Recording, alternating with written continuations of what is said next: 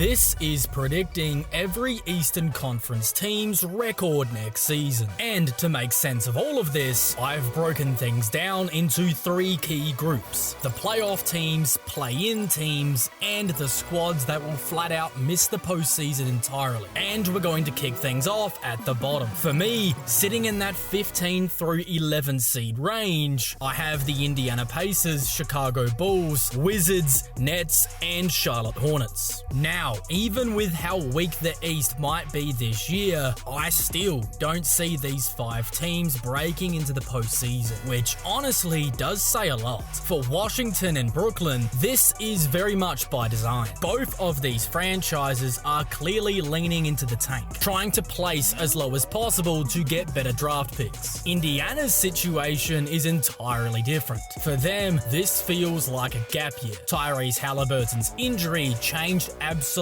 everything. And while some people still think they can be a playoff caliber team even without Halliburton, I just don't see it. This isn't a slight at Indiana or Tyrese Halliburton. In fact, it's actually the opposite. Without Hallie's ability to push the pace, orchestrate the offense, and create easier looks for everybody else, I just think this team is not going to be anywhere close to the offensive unit that they were in previous seasons. And then when you add in the departure of Miles Turner, I don't think their defense will be anywhere near as good as it was once they made the NBA Finals. Miles Turner was their defensive backbone, great at protecting the rim while contesting everything inside. But now, he's gone, and what's left isn't going to be good enough to replace him. A rotation of Isaiah Jackson, James Wiseman, and Jay Huff certainly isn't going to provide you much in the way of elite rim protection. Then combine that with the Halliburton injury, and I just think that this team really isn't going to be good enough to finish as a top 10 seed. Then we have the Chicago Bulls and the Hornets, who I have in NBA no man's land. Not bad enough to fully bottom out, and not good enough to actually be in the mix. The Hornets is a team that I really wanted to put higher, as last season I predicted that they were going to make the postseason, only for injuries to hamper them again. But this time, as much as I want to be really optimistic, I can't continue to ignore the history. So I realistically couldn't put them inside the top 10. And Chicago,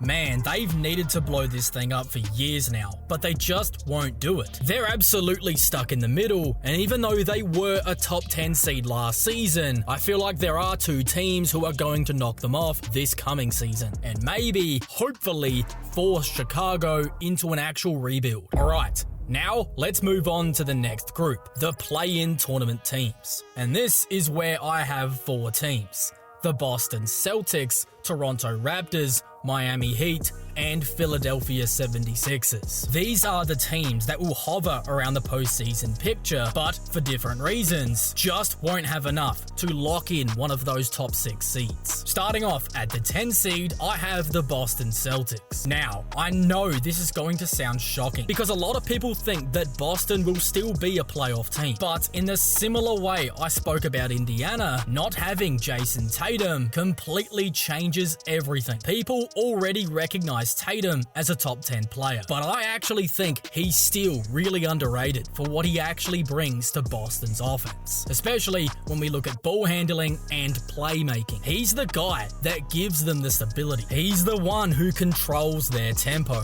And without that presence, I think things could look really sloppy. You're handing the keys over to Jaylen Brown, and look, he just isn't as talented as Tatum, especially when it comes to decision making and ball handling. So even though the Celtics will still win games on talent, they are definitely going to experience a noticeable drop-off next season. But honestly, this might all be by design. Now, coming in at number 9, I have a team that's kind of fallen off people's radar, the Toronto Raptors. And I actually think they'll be a lot more competitive than they were last season. The addition of Brandon Ingram is massive. This is a guy who's been playing at an all-star level basically his whole career, and probably would have made an all-star team if he was in this conference. And now he gets the chance, but he just needs to stay healthy. Now you pair him with Scotty Barnes, who's only getting better, and Emmanuel Quickly, who even though missed a ton of time last season as well, looked pretty promising in his minutes. And in a weaker Eastern Conference, I think that core could be good enough to make some noise. Now sliding in at number 8, I have the Miami Heat. This feels like such a familiar position for them, because honestly, they've been living in this range for quite some time now. Every year, they fight their way into the play-in tournament and eventually make a playoff spot. And for this coming season, I don't see that changing. They did add Norman Powell this offseason, which was a really good pickup, but at the end of the day, this roster still feels the same, built around a formula of Tyler Hero and Bam Adebayo. And it's this version of the Heat that I just don't see being good enough once the playoffs roll around. They'll grind for sure, and they'll be a tough out, but I just don't see them winning enough regular season games to make a top 6 seed. And finally, in at number 7, I've got the Philadelphia 76ers. Easily the hardest team in the NBA to place coming into next year. Honestly, their range is massive. If things break their way health-wise, if Paul George and Joel Embiid return to form and put together strong seasons, they really could finish as high as the 3 seed in the East. But if injuries pile up again, just like they did last year, they could just as easily fall to the bottom of the conference. One thing that Philly does have going for them, though, is the promising young core of Tyrese Maxey, Jared McCain, and VJ Edgecombe. But overall, this franchise is just in a really weird spot right now. Some win-now pieces, some long-term talent, but for next season, splitting the difference and putting them right in the middle at 7 feels like the most realistic bet. Alright, now we enter the final group. The teams I think are going to be good enough to earn themselves an outright playoff spot before the regular season wraps up. Let's work our way from 6 up to 1. And starting off at number 6, I have the Detroit Pistons. Now yes, this is the exact position they finished in last year. And even though there's going to be a ton of internal improvement, I just can't move them any higher because of what they lost in the offseason. Malik Beasley, Dennis Schroeder, and Tim Hardaway Jr. were all so valuable for this team down the stretch. And not having that kind of veteran shooting and scoring off the bench is going to be tough. Sure, there's still a chance that Beasley could come back, and if that happens, I'd feel a lot more confident about bumping them up. Malik just came off one of the best three-point shooting seasons in the NBA's history, so that would be a massive add. But for now though, I think the Pistons will finish in the similar position as they did last year. We're going to see some real steps forward from Cade Cunningham, the return of Jaden Ivey, who might be set to explode, and some nice additions with Duncan Robinson and Karis LeVert. But for me, even though their young guys are going to get even better next season, I just think they lost a lot of depth and veteran leadership, which will ultimately keep them in the same spot. Now, at number 5, I have the Milwaukee Bucks once again. Despite all of the turmoil they went through last season, and really since they won the championship, they still managed to win 48 games, which is really impressive. But this team feels like one of those LeBron and Cleveland type rosters where it's basically Giannis and a bunch of role players. The difference is Milwaukee actually does have some young guys who look promising. So even if one or two of them break out, things all of a sudden look so much brighter. Giannis is also set to handle more minutes at the point guard spot, which is wild, but it makes sense given their roster. Then pair him with Miles Turner, who's now in the mix, and suddenly you're looking at one of the best front courts in basketball. The bench is deep enough, Giannis is still an unstoppable force, and honestly, Milwaukee's a team to really keep an eye on once we get to the trade deadline. Because if they make a move and it's the right one, their ceiling changes really quickly. Now, sliding up to number 4, I've got the Orlando Magic. Now, I'll admit that in past videos, I've been a little lower on Orlando, but over the past week or so, I'm slowly coming around to them. They've desperately needed three-point shooting, and they went out and addressed it with Desmond Bane, which is certainly a huge get. But I do do have some concerns. My biggest issue with Orlando last season was figuring out how to balance the touches between Paolo Banchero and Franz Wagner. Both guys are young, both are stars in their own right, but they struggled to coexist. And now you're throwing in another high usage player into the mix. Offensively, I worry it could get clunky. But what has me coming around to the idea of this team is how the defensive foundation is still there.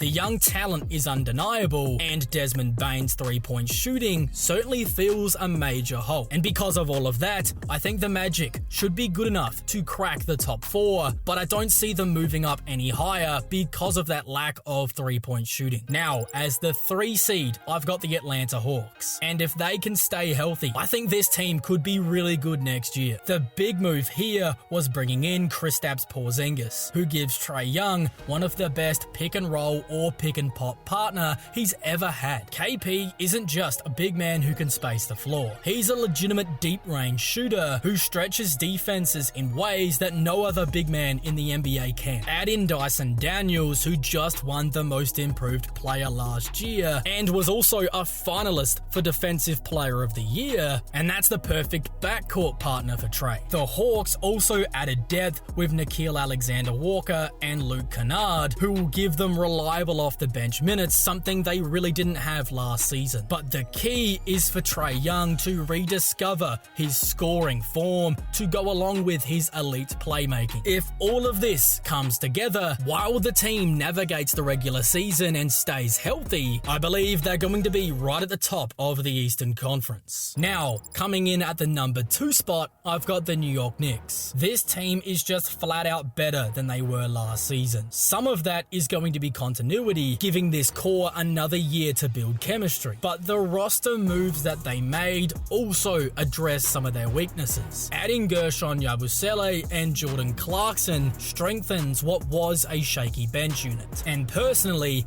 I really like the idea of Josh Hart to come off that bench as well, allowing them to push the pace in the second unit alongside of Clarkson, McBride, and Yabusele. Then of course, you've got the starting 5, which I'd like to see it be Jalen Brunson, Mikal Bridges, OG Anunoby, Karl Anthony Towns, and Mitchell Robinson instead. I believe that starting 5 could be one of the most complete lineups in the league, and I also think it's really realistic given how so many other teams are starting double big lineups now. On top of all of that, they moved on from coach Tom Thibodeau and replaced him with Mike Brown, who brings a system that leans on versatility and more ball movement instead of being overly reliant on a Brunson-centric offensive system. That is the key change that I believe could really unlock the Knicks' ceiling. If this team continues on with the defense that they found during the postseason, along with the offense that was already good, but now could be even better with more opportunities for others, I believe this squad could seriously push for 60 wins. And finally, sitting as the number 1 seed and my pick for the best team in the Eastern Conference next season, it's going to be the Cleveland Cavaliers. Last year's second round exit was not about choking, like I'm hearing some people suggest. It was really about injuries. First, I believe a fully healthy Cavaliers team has no reason not to be in the conference finals this year. Donovan Mitchell is still playing at an MVP level, Evan Mobley is poised to take a massive leap again, and Darius Garland could be in line for a leap as well. On top of that, the addition of Lonzo Ball really has not been talked about enough. He isn't just a steady ball handler and playmaker. He also